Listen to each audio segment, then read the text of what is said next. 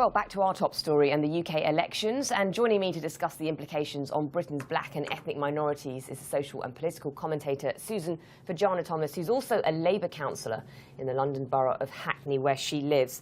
Good morning, Susan. Commiserations, I should say to you this morning, really. Labour lost many of the seats that they'd hoped to retain, and Cameron came out victorious. Is this a good or a bad day for ethnic minorities, given if we look at the Tory party and how many ethnic minorities are in that cabinet?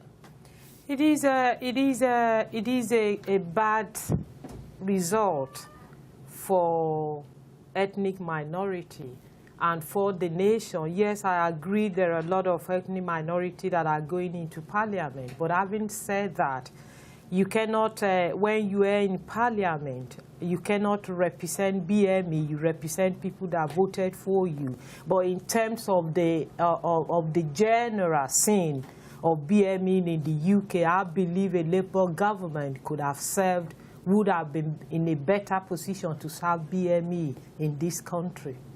And what about the sort of the death knell of Nigel Farage? He has now resigned. This is the UKIP party. How has that been received by, do you think, councillors from black and ethnic minorities? It was well received. It was a good fight for us. Myself, I went to Thanet to campaign that Nigel did not become an MP. But having said that, Nigel being Nigel, he's only taking a break. He did mention in his resignation speech yesterday there is going to be a leadership contest in September, and he will think whether is he going to recontest for the position. So I don't think we have seen the back of Nigel Farage. He's going to come back, but I don't know in what capacity. But I'm sure we're going to see the back of UKIP. I mean, the outcome took everyone by surprise, even David Cameron, by his own admission. The overall majority, 331 in the Commons. Labour won 232 parliamentary seats. That's 25 less than they managed to achieve under Gordon Brown. And they also saw the resignation of three prominent figures, not least David Miliband, Ed Balls and Douglas Alexander. Sorry, yeah. And Jim Murphy. Yeah, it was sad for the Labour Party because of the casualties we had and the collapse of Scottish vote for the Labour Party. But having said that, I think Labour Party will go away. We're going to rebuild, unite and rebuild the party and come back. Who do you think's in the sort of running then to take up the leadership contest for Labour? At the moment, we do have many people that are being tipped to become the Labour leader. We got Andy Burnham, Shuka Umuna, Yvette Cooper, Liz Candle, Dan Jervis. So we got quite a few names that people are tipping, but none of them have actually come forward to say, yes, we are standing.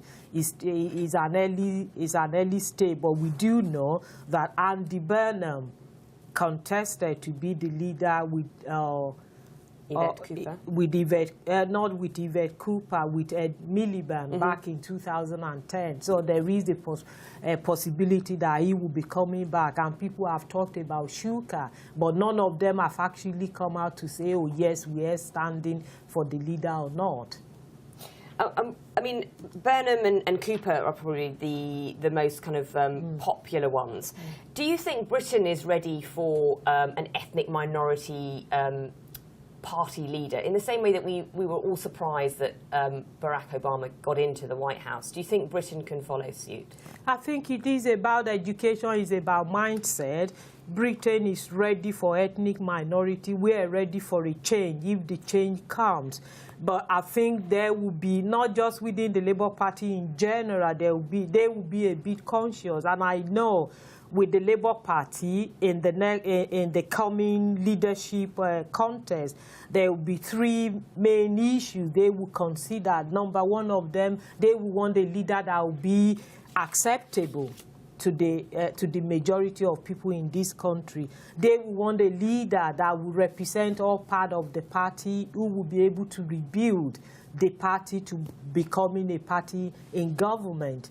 and the last one would be an electable leader, which is important. We don't want to go back to what we have seen in the last leaders in the Labour Party.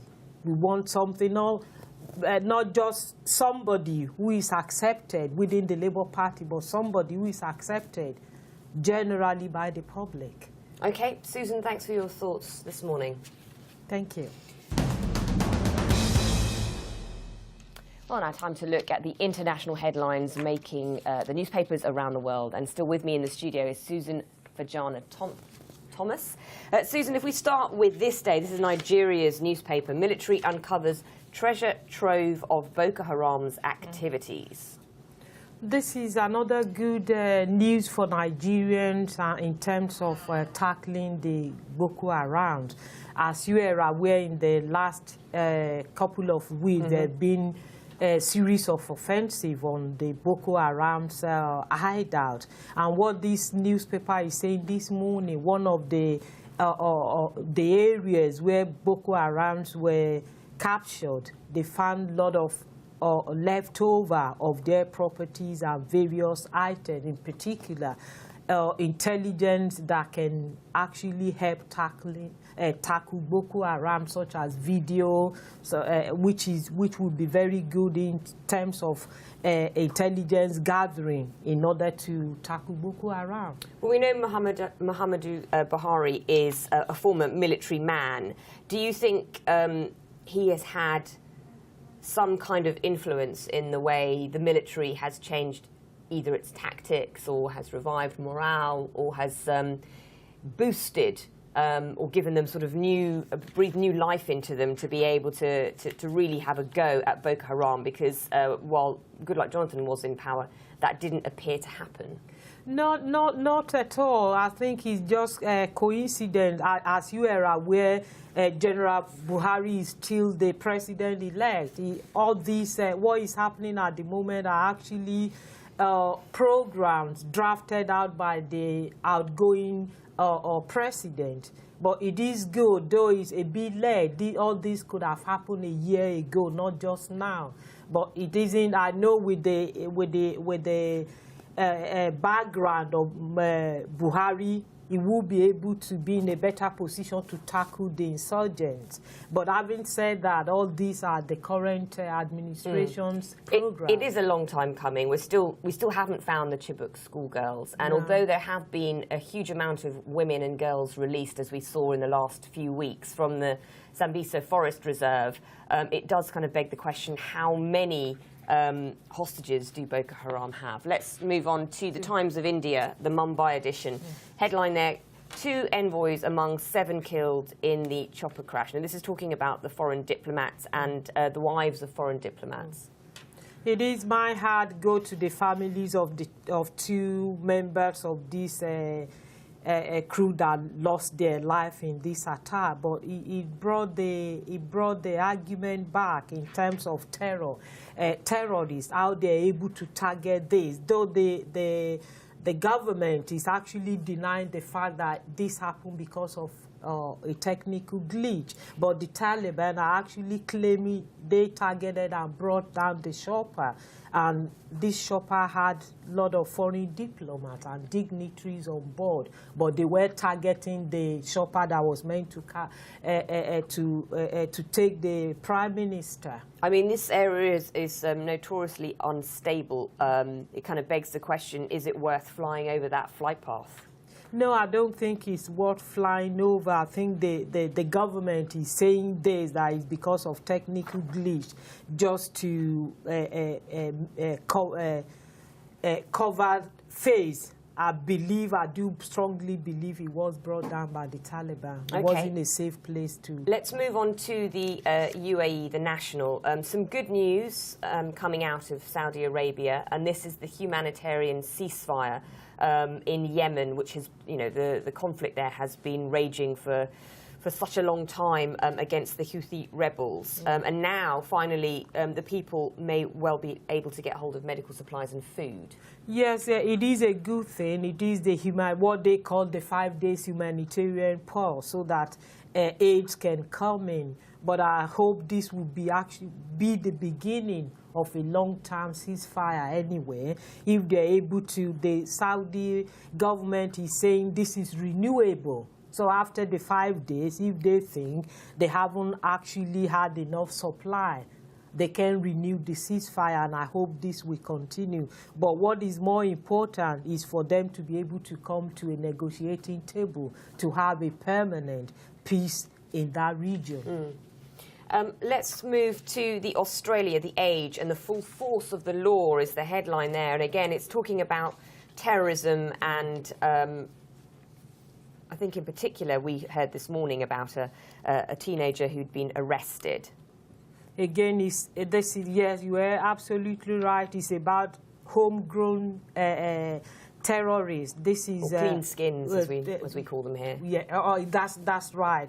So this is what is happening. They found this obviously in this Melbourne apartment.